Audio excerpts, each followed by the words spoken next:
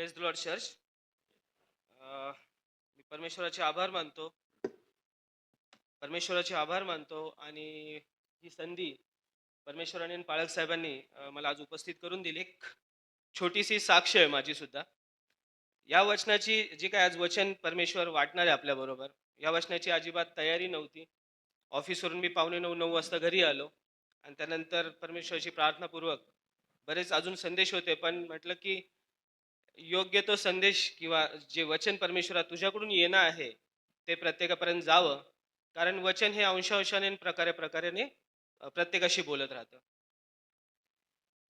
पाळक साहेबांनी एक स्ट्रिक्ट मला सांगितलं की हिंदीमध्येच तुम्हाला प्रीच करायचं आहे. तर मी ॲक्च्युली हिंदीचा मी UBS मध्ये MDiv करत आहे, शिकत आहे, विद्यार्थी आहे. त्यामुळे तुम्ही मला विद्यार्थी म्हणूनच ॲक्सेप्ट करावं अशी माझी इच्छा आहे.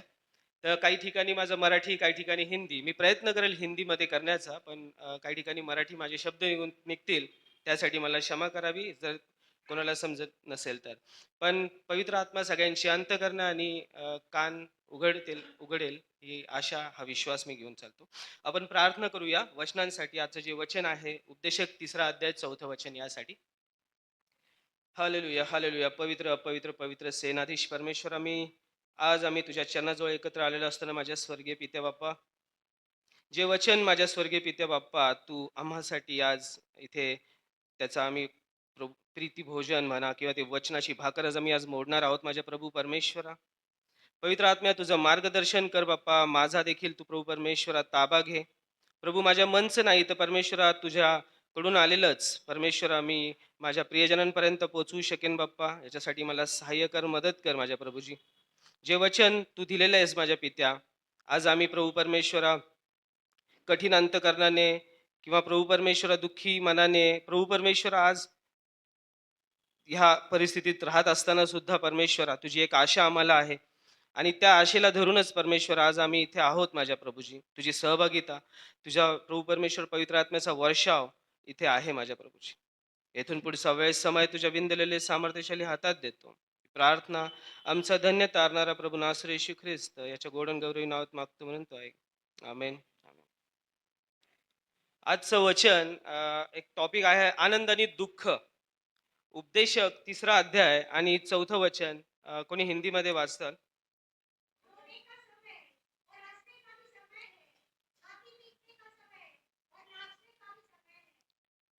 आमेन, आमेन. प्रत्येक गोष्टीचा समय आहे, प्रत्येक गोष्टीचा काळ आहे. आपण कंटिन्युअसली आनंदी राहू शकत नाही, कंटिन्युअसली दुःखी राहू शकत नाही. पण वचन जे म्हणतं की प्रत्येक गोष्टीचा काळ आहे. त्या भावना कोणी दिलेल्या आहेत आपल्याला? परमेश्वरानेच दिलेल्या आहेत. जे आपल्याला दुःख होतं, आनंद होतो, या सगळ्या गोष्टी परमेश्वराकडून आपल्याला त्या भावना दिलेल्या आहेत. त्यामुळे ते आपल्याला होत असतात.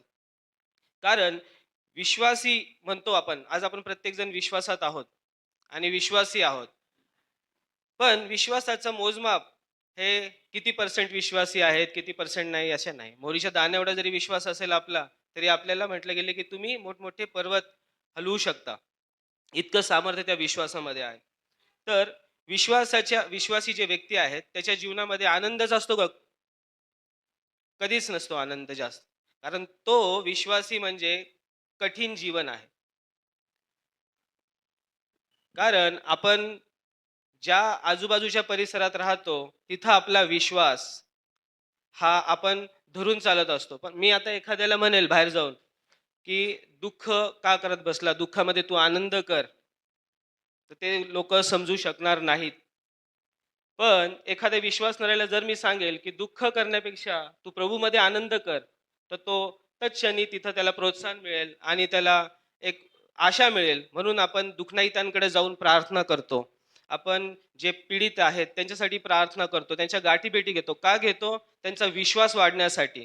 आणि म्हणून वचन पण सांगते, की तू आपल्या विश्वासणाऱ्या भावाकडून ओनवून प्रार्थना करून घे. आपल्या पास्टरांकडून तू प्रार्थना करून घे. म्हणून आपण आपल्या विश्वासणाऱ्या भावाकडून सुद्धा प्रार्थना करून घेतो. आज बरेच ग्रुप आहेत, सोशल मीडियावर चालू आहेत, व्हॉट्सअपवर प्रेयर मीटिंग चालू असतात. प्रत्येक जण आपापला वेळ कसा ना कसा त्या प्रार्थनेसाठी देत असतो. 1 तास का होईना, कुठे मीटिंग असेल तिथं अटेंड करतो. पण प्रत्येक मीटिंग अटेंड करताना तुमच्या संपर्कातले, आपल्या चर्चमधले, आपल्या विश्वासातले, कारण बऱ्याच गोष्टी फसवणुकीच्या चालू आहेत. मला सुद्धा काल एक लिंक आली, प्रेयर हॉली स्पिरिट अशी एक लिंक होती आणि ती मीटिंग आहे, ती तुम्ही अटेंड करा, असा ग्रुपला मेसेज आला. फक्त एकच गोष्ट आपल्याला शिकवली जात नाही. पवित्र आत्मा म्हणजे पवित्र आत्माच नाही. तर पिता, पुत्र आणि पवित्र आत्मा ह्या तिन्ही गोष्टी म्हणजे सजीव, आत्मा आणि शरीर हे आपण एकत्र धरून चालतो. तसा हा पवित्र आत्मा आपल्यासंगती कार्य करत असतो. तर परमेश्वर आपण जुन्या करारात बघितलेलं आहे बऱ्याच ठिकाणी, की पश्चाताप करायचे लोकं, राख घ्यायचे, गोंताट नेसायचे आणि रडायचे, प्रार्थना करायचे. आता ह्या क्षणाला, ह्या वेळेला, ह्या परिस्थितीमध्ये 21व्या शतकामध्ये आज कोण राख घेऊन करत नाही. कारण त्या आपल्या बऱ्याच गोष्टी सोप्या केलेल्या आहेत प्रभू येशू ख्रिस्ताच्या क्रुसावर जाण्याने. आणि त्या क्रुसावर जाण्याने आपण आज तारण पावलेले आहोत. आज विश्वासामध्ये आपण आहोत.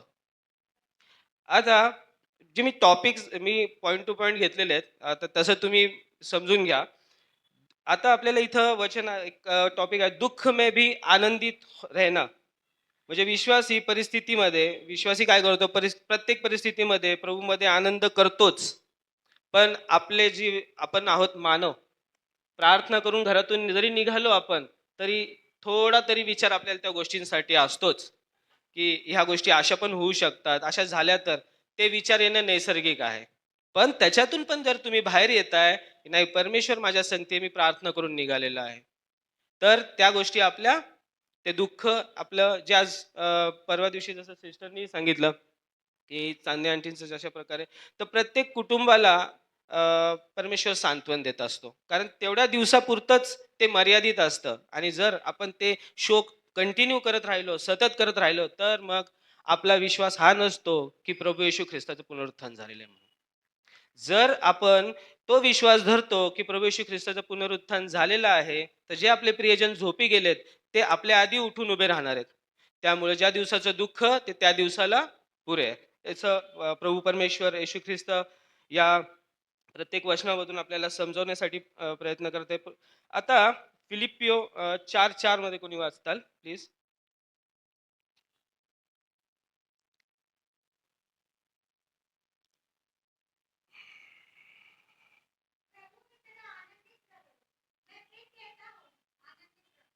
आमेन. प्रभूमध्ये आनंदित राहा. मी पुन्हा म्हणतो, आनंदित राहा. सगळ्यात मोठा आनंद आपला काय आहे? बरेच जण म्हणतील प्रभू येशू ख्रिस्ताचा जन्म झाला, तो दिवस आनंदाचा आहे. प्रभू येशू ख्रिस्त क्रुसावर गेला. काही लोक म्हणतात तो दुःखाचा दिवस आहे. काही लोक म्हणतात तो आनंदाचा दिवस आहे. तो आनंदाचा दिवसच आहे. कारण ती वेळ, ती घटका आपल्याला आपल्या तारणासाठी योजलेली होती. ती परमेश्वराने योजलेली होती. आणि ती गोष्ट होऊ नये असं जेव्हा पेत्र जेव्हा बोलला येशू ख्रिस्ताला, तर त्या येशू ख्रिस्ताने सांगितलं, सैताना माझ्यापासून दूर हो. तर येशू ख्रिस्ताची जी ती ती काही प्रोसेस होती, जी काही त्याला त्या पद्धतीने जायचं होतं, ते त्याला जाणंच होतं. त्याला ते त्रास सहन करणंच होतं. ते फटके खाणंच होतं. आता पॅशन ऑफ क्राइस्ट बऱ्याच जणांनी पाहिलं असेल. ते तर एक काल्पनिक होतं. तो जो इफेक्ट होता त्याच्याने आपल्या अंगावर शहारे वगैरे हे सगळे आले असतील. पण ज्यावेळेस ती जी परिस्थिती असेल, त्या ठिकाणी जे लोकं असतील, तिथं किती आकांत चालला असेल. तुम्हाला काय वाटतं येशू ख्रिस्ताच्या मुखातून आवाज सुद्धा निघाला? किती विव्हळत असेल तो. पण त्या दुःखाला तो एका क्षणामध्ये थांबवू शकला असता. पित्याला म्हटलं असतं, "मला सहन होत नाही, थांबव इथंच." तर जे त्याच्यावर त्रास देत होते, अत्याचार करत होते, सगळ्यांचा त्या ठिकाणी नाश होऊ शकला असता. पण त्या लोकांसाठीच तो आला होता. हा महत्त्वाचा मुद्दा तिथं होता. म्हणून परमेश्वर काय म्हणतो, की ते दुःख, ते सगळं त्यांनी स्वतःवर घेतलेलं आहे. तुम्ही आनंदित राहा. आपण आनंदित राहतो का? आता चर्चला येताना बरेच आता काही वयस्कर आहेत आपल्यामध्ये, काही तरुण आहेत, काही मध्यमवयीन आहेत. जिना चढताना प्रत्येक वयस्कर लोकांना त्रास होतो. बसल्यानंतर 10 मिनिटं तरी ते पेन करत असेल, दुखत असेल. कारण माझी आई सुद्धा येताना वरती त्रास तिलाही थोडाफार होतो. नंतर रिलॅक्स झाल्यानंतर ते नॉर्मल होतं. पण काही अशा आहेत आई, की ज्या माता भगिनी जास्त विचार करतात. तर त्या ज्या चिंता आहेत, जे दुःख आहे, काही गोष्टी घडलेल्या आहेत, त्या कधी-कधी आठवल्या जातात. मग ते दुःख आपण करणं गरजेचं आहे का? कारण आपण वचन सुद्धा वाचतो, की ज्या दिवसाचं दुःख त्या दिवसाला आणि परत आपण हा पण विचार करतो, की त्या जुन्या गोष्टी आपण आठवतो. कालांतराने त्या आठवणी ताज्या होतात आणि मग आपल्याला त्या गोष्टींचा त्रास होतो. हे नैसर्गिक पण आहे. पण ह्या गोष्टी मला सांगण्याचा उद्देश हा आहे, की प्रत्येकाला असं काहींना वाटत असेल, की मी प्रार्थना तर करतो, पण मला हा पण विचार येतो, मग सैतान माझ्यामध्ये कार्य सैतान कुठंच कार्य सैतान तुमच्या आतमध्ये जाऊन तुमच्यात कार्य नाही करू शकत. तो फक्त तुमच्या कानामध्ये फुसू शकतो. ते घेण्याचं काम आपण करत असतो. कारण आपण ह्या ज्या जगात राहतो, तिथं प्रत्येक गोष्ट तुम्ही नजर फिरवताल तिथं मोह आहे तुम्हाला. कुठली गोष्ट अशी आहे, की ती तुम्हाला असं वाटणार, की नाही ती मला गरजेची नाहीये. अशी गोष्ट कुठलीच तुम्हाला वाटणार नाही. प्रत्येक गोष्ट बाहेर बघाल ती तुम्हाला वाटणार, की हां, ही माझ्याकडे असावी, ही गोष्ट माझी असावी. हे प्रत्येकाचं नेचर, प्रत्येकाचा विचार, प्रत्येकाचे आपापले स्वप्न. म्हणून जे आपण आनंद करण्याचा आहे, हा आनंद फक्त पवित्र शास्त्रामध्ये कुठं लिहिलाय? प्रभूमध्ये लिहिलेला आहे. हा आनंद जग पण देईल तुम्हाला. प्रत्येक ठिकाणी, प्रत्येक वयानुसार प्रत्येकाचे आनंदाचे वेगवेगळे प्रकार आहेत. पण एकच असा आनंद आहे तो प्रभू येशू ख्रिस्ताचा, की जो लहान लेकरू सुद्धा प्रभूमध्ये आनंद करतो आणि जो वयस्कर आहे, तो सुद्धा प्रभूमध्ये आनंद करतो. तर त्या आनंदामध्ये सगळ्यात महत्त्वाचं आपण विषयावर होतो, की प्रभू येशू ख्रिस्ताचा जन्म झाला त्यावेळेस आनंद झाला, क्रुसावर गेला का त्यावेळेस आनंद झाला. आनंद हा ज्यावेळेस आपण दासातून पुत्र झालो ना, तो आपल्यासाठी आनंद आहे. कारण त्याच्यासाठी ही सगळी तडजोड केली होती. आपण दास होतो, आपण गुलाम नाही म्हणता येणार, पण आपण कुठल्यातरी अधिकाराखाली होतो. आज ते सगळे अधिकार आपल्या हातात दिलेले आहेत परमेश्वराने, प्रभू येशू ख्रिस्ताने. ते का दिले? ते येशू ख्रिस्ताच्या येण्याने एखादी वस्तू मी आज एखादी कोणाची प्रिय वस्तू आहे, ती वस्तू जर मी म्हटलं, "द्या इथे, मला ह्यांना ती द्यायची आहे." कोणी देणार नाही. पण एखादा आपला एकुलता एक पुत्र जो आपल्या आनंदासाठी, आपल्याला आपण तारण्यासाठी, आपल्या प्रियजनांना, आपल्याच लेकराला देत आहे, तर ती काय प्रीती आहे? तो सगळ्यात मोठा आनंद आहे आपल्यासाठी, की परमेश्वराने प्रभू येशू ख्रिस्ताला आपल्यासाठी दिलं. नाहीतर पूर्वी जर तुम्ही जुना करार निवास मंडप बघताल, तर निवास मंडपामध्ये कितीतरी पडदे म्हणजे एक तुमचा प्रथम अंगण होतं, त्यानंतर पवित्र स्थान, मग अतिपवित्र स्थान.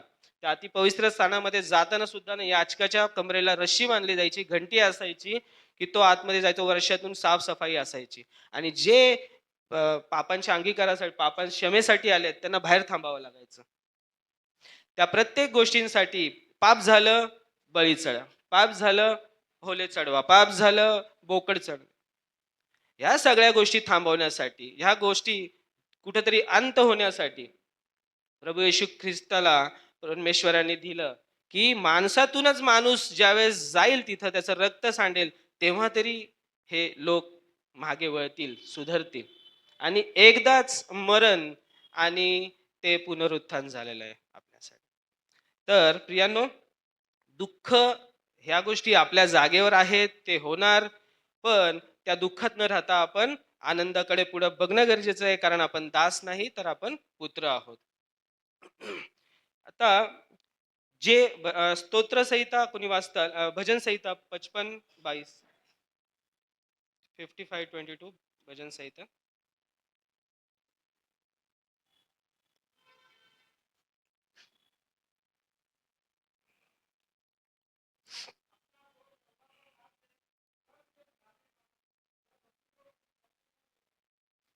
आमेन. आता धर्मी धर्मी म्हणतो आपण मी पण स्वतः वाचतो ज्यावेळेस, तर नीतिमान म्हणजे कुठलंच पाप न करणारा असं होत नाही.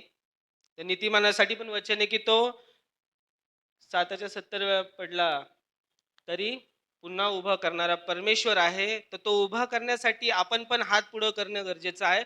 पश्चाताप करणं गरजेचं आहे. जो पुन्हा वळतो, पापापासून आपली पाठ फिरवतो, तो नीतिमान आहे. तर नीतिमान आता हे जे ओझं आहे, आपण घेऊन चाललेलो आहोत, आपल्या मनात घेऊन आलेलो आहोत. काही विचार असतील, इथे बसलेल्या प्रत्येकातून मी म्हणत नाही सगळेच, पण काही लोकं असे असतील, की थोडाफार विचार, थोडं भरकटलं जाणं, थोडाफार विचार बाहेरचा, आपल्या काही कामं असतील राहिलेली किंवा करायची असतील, त्या ठिकाणचा विचार कोणाच्या तरी मनात येऊन गेलेला असणार. आणि तीच पोकळीक, तोच गॅप सैतान तिथं तुमचा त्या पोकळीकतेत जागा तयार करतो आणि ती पोकळीकता मग वाढवत राहतो. प्रत्येक क्षणी एक बाहेर पाळक साहेबांनी एक कटआउट लावलं, छोटं पोस्टर लावलं होतं, की मोबाईल स्विच ऑफ ठेवा. पण नोटीस नाही, पण प्रत्येक जण आपली जबाबदारी आहे, आपला मोबाईल आपण स्विच ऑफ करणं गरजेचं आहे. त्याचं कारण हे आहे, की तुमचं लक्ष विचलित होऊ नये. तर आपण जे 3 तास, 2 तास इथे बसतो, अर्धा तास जे वचन ऐकतो, ते आपण एक चित्ताने ऐकावं. स्तुती आराधना करतोय, ती एक चित्ताने करावी. कारण त्या दाराशीच सैतान उभा असतो. तुम्ही इथून बाहेर पडताना काय घेऊन जाताय? जो रिकामा जातो त्याच्यासाठी खूप वाईट वाटतं. जो इथून वचन घेऊन जातो, जो इथं स्तुती आराधना झाल्यानंतर ज्यावेळेस पाळक साहेब म्हणतात, की जे आपलं ध्यान एकवट करू नाही शकले आणि त्यांच्यासाठी परमेश्वर आम्ही प्रार्थना करतो. तर आपलं प्रत्येक वैयक्तिक आज आपण सुजाण आहोत सगळे. तर प्रत्येक आपण आपल्या परमेश्वराच्या भेटीसाठी आलेलो आहोत, की तो इथं विराजमान आहे. आपल्या आधी तो इथे हजर असतो आणि त्याच्या भेटीसाठी आपण आलेलो आहोत. तर आपण जरी दुःखी आहोत, दुःखी अंतःकरणाने आलेलो आहोत, तरी इथं आल्यानंतर इथून जेव्हा जाऊ बाहेर, तर परमेश्वर ते आपलं दुःख इथंच आपण त्याच्या क्रुसाकडे ठेवून गेलेलो आहोत. ज्यावेळेस इथून बाहेर जाऊ, तर हा विश्वास, ही खात्री, ही प्रत्येकाच्या अंतःकरणात असावी, की मी इथून दुःख ठेवून मी आनंद घेऊन जाते परमेश्वराचा. जेथे जेथे येशू ख्रिस्तानी सेवा केली, तिथे 100% लोकांचं तारण झालेलं नाही प्रियांनो. 100% निरोगी झाले असं नाहीये. ज्याला त्याला त्याच्या विश्वासानेच उत्तर मिळालेलं आहे. त्यामुळे येशू ख्रिस्त जरी इथं आता फिरत असता, आपल्या संगती फिरत असता म्हणजे आता फिजिकली फिरत असता, तर आपण झडप घातली असती त्याच्यावर स्पर्श करण्यासाठी, जसं त्या रक्तस्रावी स्त्रीने केलं. स्पर्श करण्याचा हा विश्वास आपल्यामध्ये आहे, कारण आपण न बघता त्याच्यावर विश्वास ठेवलाय. थोमानी विश्वास बघून, बोट चाचपडून मग विश्वास धरलेला आहे. आणि त्यावेळेस येशू ख्रिस्त म्हणतो, की जे मला न पाहता विश्वास धरतात ते धन्य. आपण न पाहता विश्वास धरणार नाही आहोत. त्यामुळे आपला विश्वास कमकुवत नाहीये, फक्त आपण डगमगतो. का? कारण आपल्यावर दुःख, आपण संकट, संसाराच्या चिंता याच्यामध्ये अडकलेलो आहोत. याकूब पहिला अध्याय 2 और 3.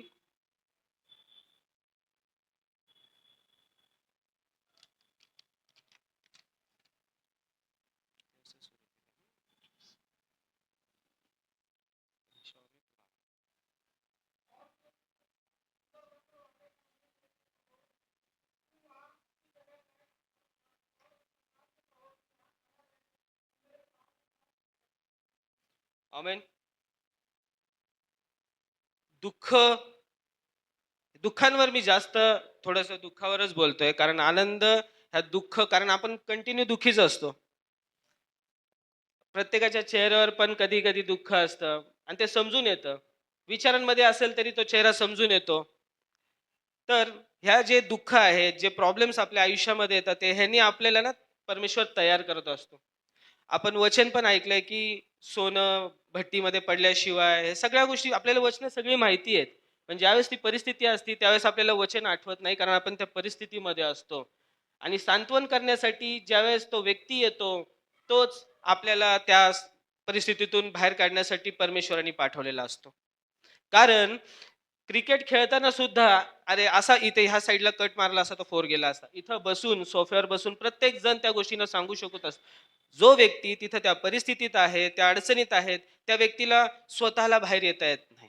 म्हणून आज पाळक साहेब किंवा आपले महिला मंडळ असतील, युथ असेल, प्रत्येक ठिकाणी भेटी देण्याचं काम आपण का करत असतो, की टचमध्ये राहण्यासाठी, प्रत्येकासाठी प्रार्थनेत आपण उभं राहू, जाऊ, मदतीला जाऊ. बरेच गोष्टी तिथे केल्या जातात. मुंबईला मी एका ठिकाणी बायबल कॉलेजला होतो. तिथं महिला मंडळांचा नित्य नियम असायचा. सकाळी ते माझ्या ज्या पालकीनबाई होत्या तिथे मी होतो त्या. सकाळीच कुकर लावायचे आणि तिथून ते निघायचे मुंबईला. मग टाटा हॉस्पिटल असेल, कुठे त्यांचं ठरलेलं ते शेड्यूल असायचं. मग त्या हॉस्पिटलला जाऊन सगळ्या महिला मंडळ जे जातील, जे पॉसिबल असेल, जे बनवून सगळं घेऊन जाणार. फळं असतील, फळं घेऊन जाणार. त्यांच्यासाठी प्रार्थना करणार. ओळख नाही, पाळख नाही, कोणाची नाही. 2-2 सिस्टर्स डिव्हाईड होणार. हॉस्पिटलचा जो टायमिंग आहे त्याच्या हिशोबाने आणि प्रार्थना करा. आम्ही तुमच्यासाठी प्रार्थना करू. ह्या गोष्टी सुद्धा आहेत. परमेश्वर उत्तेजन देतो. प्रत्येक आज विश्वासणाऱ्यांमध्ये सुद्धा वचन सांगितलं जातं, अविश्वासणाऱ्यांमध्ये सुद्धा वचन सांगितलं जातं. पण आज जेव्हा आपण ह्या चर्चमध्ये येतो, प्रियांनो हा थोडासा विषय आहे पण मला काही मुद्दे पण मांडायचे आहेत. चर्चमध्ये आल्यानंतर आपल्याला एखादा व्यक्ती नवीन दिसतो. रोजच्या पाण्यात नाहीये, पण नवीन व्यक्ती दिसतो. मग तो व्यक्ती त्या व्यक्तीची आपण भेट घेतो का? चर्च सुटलं, की आपण त्या व्यक्तीची भेट घेतो का? की तुम्ही आजपासून आलेला आहात का? अच्छा राहायला कुठं आहे? पुढच्या गोष्टी. पण जर तिथं आपण त्याची भेट नाही घेतली प्रियांनो, तर तो व्यक्ती पुढच्या रविवारी सुद्धा येईल. पुढच्या रविवारी सुद्धा तो तिथे बसेल. पुढच्या रविवारी सुद्धा त्याला जर कोणी भेटलं नाही, तो वचन तर घेऊन जाईल. पण जर त्याला कोणी भेटलं नाही, तर तो तिसऱ्या रविवारी शक्यता नसण्याबरोबरच आहे, की तो चर्चला येईल. जेवढं परमेश्वर किंवा विश्वासणारा येतो त्याची जबाबदारी आहे, तेवढीच आपली सुद्धा जबाबदारी आहे, की आपण बाहेरून जेव्हा एखादी व्यक्ती आपल्या मंडळीमध्ये येतो, तिथं तो नवीन आहे, तर त्याला भेटणं गरजेचं आहे, त्याची सुगी घेणं गरजेचं आहे. कारण हे आपलं एक कुटुंब आहे. घरामध्ये 5 लोकं राहतात आहे. एक व्यक्ती जरी 9 वाजताचा वेळ आहे दिलेला, त्या 9च्या नंतरच 9, 9:15 झाले, तर घरातून फोन जातो. की कुठे आहात का? काळजी असते आपल्याला त्या व्यक्तीची.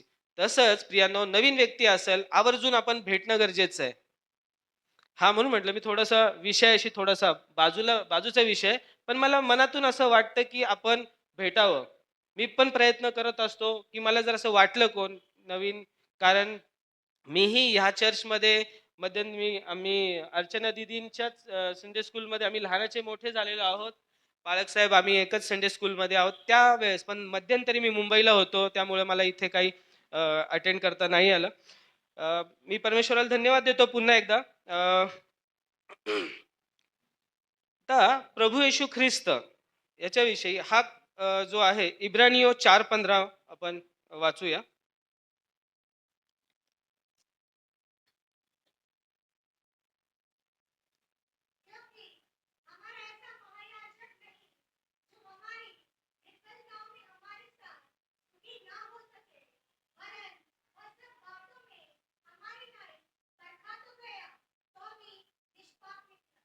आमेन. परमेश्वर ज्या योजना करतो, त्या योजना चुकीच्या नसतात किंवा काही ठिकाणी अनुताप असा शब्द आलेला आहे पवित्र शास्त्रात, तो अपवाद वगळला तर. कारण आता जे चालू आहे, ह्या परिस्थितीमध्ये सुद्धा आपण ज्या चुका करतो, ज्या आपल्याकडून पाप होतात, त्या प्रत्येक चुकांसाठी, पापांसाठी आपण पश्चातापाची प्रार्थना करत असतो. आणि सहज आपल्याला पापक्षमा मिळते, है ना? पण त्याच्या पाठीमागे पण खूप प्रोसेस आहे. Process, process. प्रार्थना केल्यानंतर ती सहज पटकन जाते, पटकन उत्तर मिळतं. पण त्या प्रार्थनेला पण तिथपर्यंत पोहोचवण्यासाठी बऱ्याच गोष्टी घडत असतात. त्या प्रार्थनेला सुखरूपरित्या नेण्यासाठी दूतांची पवित्र आत्मा तिथं ते आपल्याला मदत करत असतो. त्या प्रार्थनेमध्ये आपल्याला टिकवून धरण्याची. जेव्हा पश्चातापाची प्रार्थना आपण करतो, तेव्हा आपण रडून प्रार्थना करतो. आणि म्हटलेलं की रडण्याचा देखील समय आहे. आनंद करा तुम्ही प्रभूमध्ये सर्वदा आनंद करा. मग इथं का रडतो आपण पश्चाताप करताना? तिथेही आनंदाने पश्चाताप करायला पाहिजे का? कारण तो समय आहे. त्या परिस्थितीला धरून हसण्याचा समय, रडण्याचा समय. जसं दुःख, आनंद या 2 गोष्टी आहेत विपरीत. तसंच इथे देखील आपल्याला म्हटलं, की आपण ज्या प्रार्थना करतो, तो पवित्र आत्मा आपल्याला सहाय्य पुरवतो. त्या प्रार्थना पोहोचवण्यासाठी पण बरेच धडपड चालू असते. सैतानाचे पण वार त्या प्रार्थनेसाठी चालू असतात. तुम्ही प्रार्थना करत असताना तुम्हाला विचलित करणाऱ्या पण गोष्टी घडत असतात. तेच असतं मुद्दा, मेन विषय तोच असतो, की तुम्ही तिथून भरकटावं आणि तुम्ही प्रार्थनेपासून वेगळं व्हावं. कधी-कधी तुमच्याकडून, माझ्याकडून, आपल्याकडून पाप घडतं, तर ते पाप घडल्यावर आपल्याला स्वतःला कधी-कधी रिग्रेट वाटतं, की आता मी प्रार्थना करू तर कशी? परमेश्वर मला किती वेळा क्षमा करणार त्याच गोष्टीसाठी? तिथंच आपला सैतान ताबा घेत असतो आणि हे शब्द आपल्या कानात फुसफुसत असतो, की "बास, नको करू प्रार्थना. या गोष्टींसाठी तू केलेली आहे. हे काही प्रॉब्लेम नाही, हे पाप नाही." तर येशू ख्रिस्त तुमची माझी प्रार्थना त्याच्या नावाने मागतो, म्हणजे तो जबाबदार आहे त्या प्रार्थनेसाठी. जेव्हा आपण एखाद्याचं नाव घेऊन जर कुणाला जॉब हवा असेल तर रेफरन्स दिला जातो. त्या व्यक्तीने जर तिथं चांगलं काम केलं तर ठीक, जर नाही केलं तर त्या रेफरन्सला सांगितलं जातं की हा रेफरन्स तुमच्या थ्रू आला होता. जर त्यांनी काही फ्रॉड केलं किंवा काय केलं.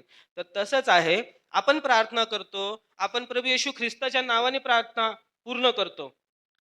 म्हणजे येशू ख्रिस्त जबाबदार आहे त्या प्रार्थनेसाठी. तर ज्यावेळेस आपण तो परमेश्वराशी या आपल्या प्रार्थनेला मध्यस्थी करत असतो, आपला ॲडव्होकेट असतो तो. तो तर एवढ्या चुका करतो त्या कंटिन्यू. परमेश्वरा ह्या वेळेस मी जबाबदारी घेतो. ही प्रार्थना त्याची पूर्ण. दुःख, आजार, दुखणी ही सगळी वचनच सांगतात आपल्याला. हे काय पापामुळे किंवा नाही, देवाचा गौरव होण्यासाठी पण पण आहेत. कारण पिढ्यांचे आता श्राप संपवलेले आहेत येशू ख्रिस्तानी क्रुसावर जाऊन. त्यामुळे येशू ख्रिस्त हा पैरवी करणारा आपला परमेश्वर आहे, जो परमेश्वराच्या आणि आपल्या मध्ये मध्यस्थी असा आहे. तर पवित्र आत्मा जो आहे यूहन्ना 14:26-27, यूहन्ना 14:26 और 27.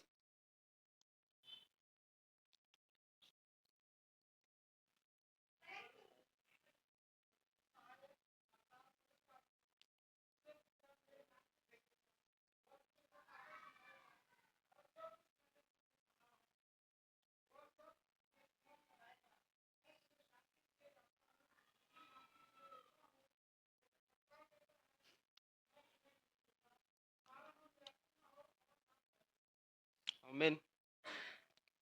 है ना? शांती परमेश्वर देतो. प्रभू येशू ख्रिस्त देतो शांती. शांती म्हणजे काय? मगाशी आपण म्हटलं, की जगात प्रत्येक ठिकाणी वेगवेगळी शांती आहे. तुम्ही जगात जाताल, रिलॅक्स करणारे लोकं पण आहेत. है ना? काही-काही सेक्टर्स एज बार प्रमाणे स्कूल, कॉलेजेसमध्ये जावा, तिकडं शांती वेगळी आहे. ऑफिसेसमध्ये बघा तुम्ही आय-टी सेक्टरमध्ये, तिथं शांती वेगळी आहे. वय ज्यांचे म्हणजे रिटायर्ड आहेत त्यांची शांती वेगळी आहे. ह्या शांतीचे जे प्रकार आहेत ते तात्पुरते शांती आहेत. जे लोक या शांतीच्या, जगाच्या शांतीच्या शोधात आहेत, ते आधी 70-80% त्रासलेले असतात आणि त्या 20% शांतीसाठी ते लोक धडपड करत असतात. पण प्रभू येशू ख्रिस्ताची शांती, ही शांती काय आहे? ज्यावेळेस तुम्ही घरी आल्यानंतर जेव्हा थकून भागून तुम्ही जेव्हा झोपता, शब्द बघा लक्षात राहू द्या. ज्या हा विचार प्रत्येक जण करा. मी करत असतो बारीक. जेव्हा तुम्ही झोपता, तेव्हा तुमच्या डोक्यामध्ये उद्याच्या बाबतीसाठी कसला विचार नसतो. आणि आज जे घडलं त्याच्यासाठी तुम्ही देवाचे आभार मानलेले असतात. पण तुमच्या डोक्यामध्ये एकही विचार जर येत नाही दुसरा जगाशी संबंधित, तर ती तुमची शांती आहे.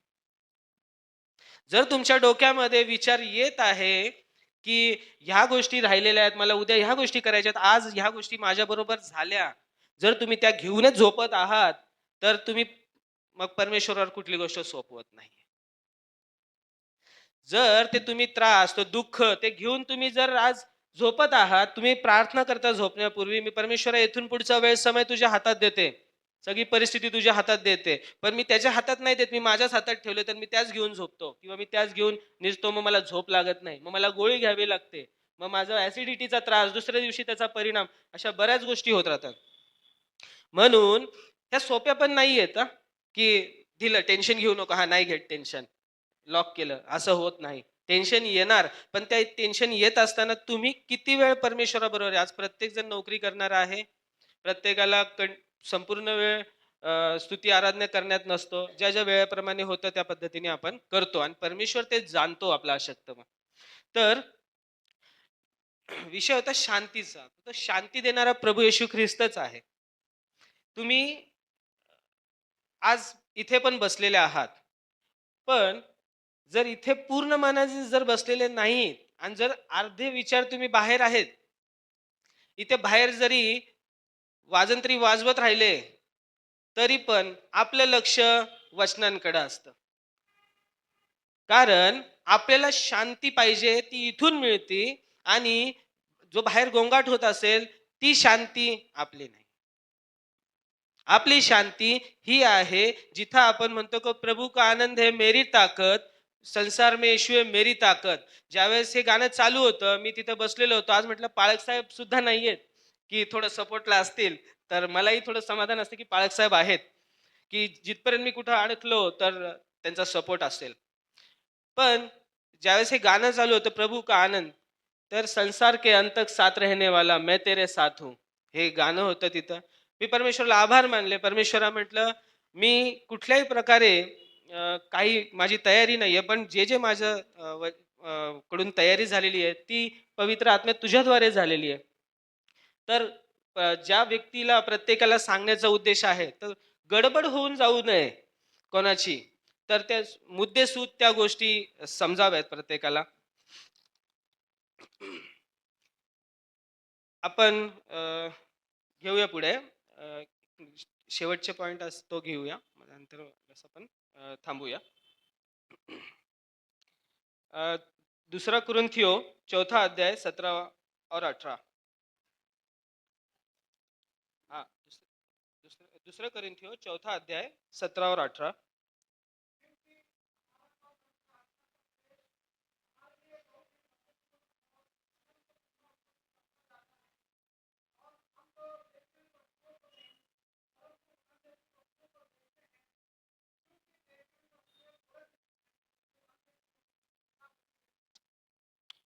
आमेन.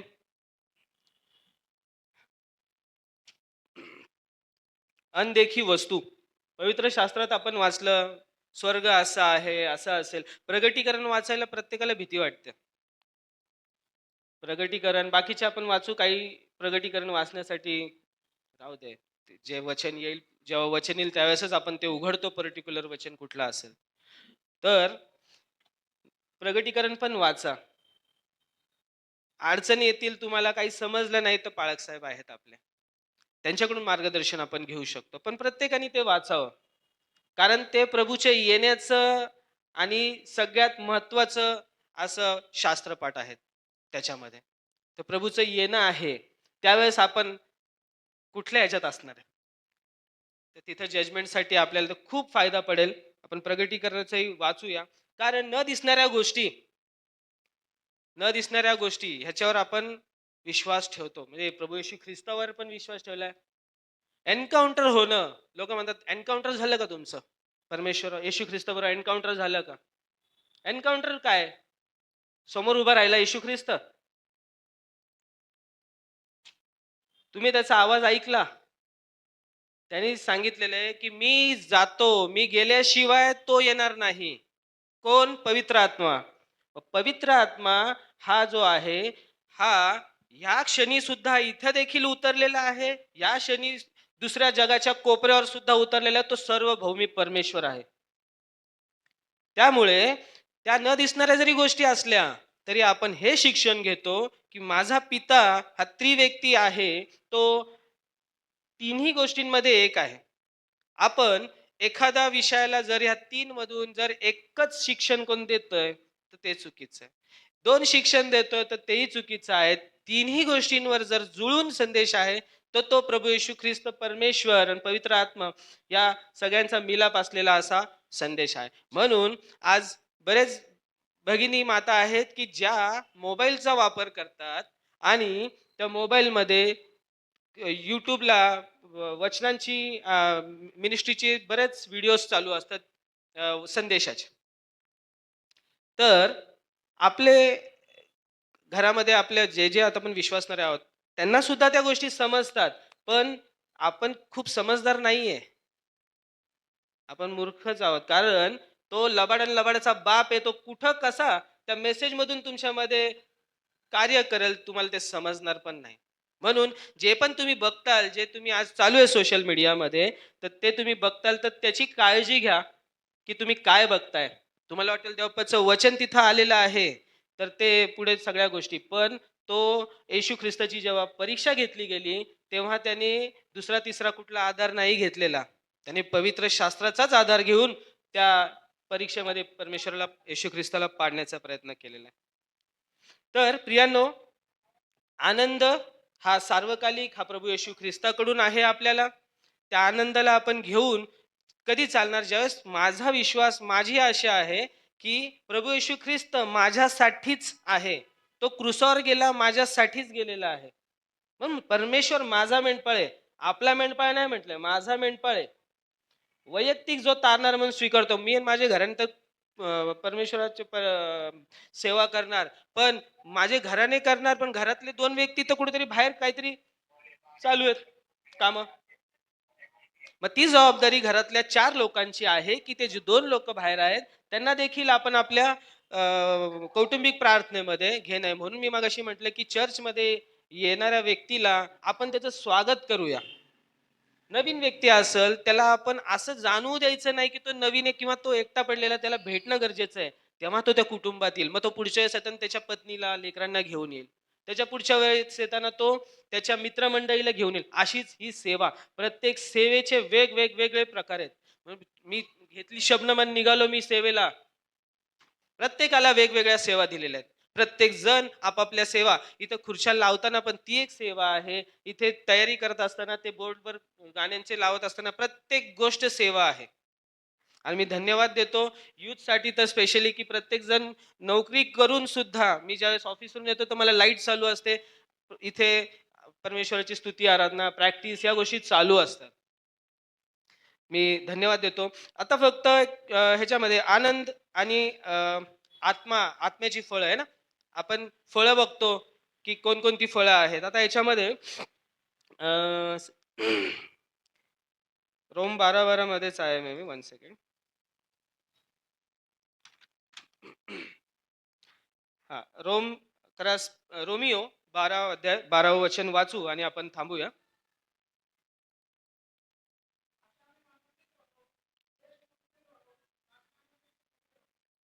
आमेन. आशा, विश्वास, प्रार्थना, प्रार्थनेमध्ये तत्पर राहा.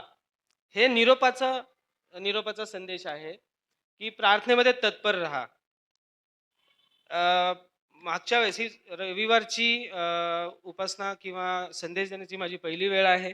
आणि मी देवाला धन्यवाद देतो, की परमेश्वराने मला जे सहाय्य मदत पुरवली आणि पवित्र आत्म्याद्वारे जे वचन प्रभू येशू ख्रिस्ताकडून आलेलं, ते तुमच्यापर्यंत पोहोचवू शकलो. त्याबद्दल मी प्रभू परमेश्वराचे धन्यवाद करतो.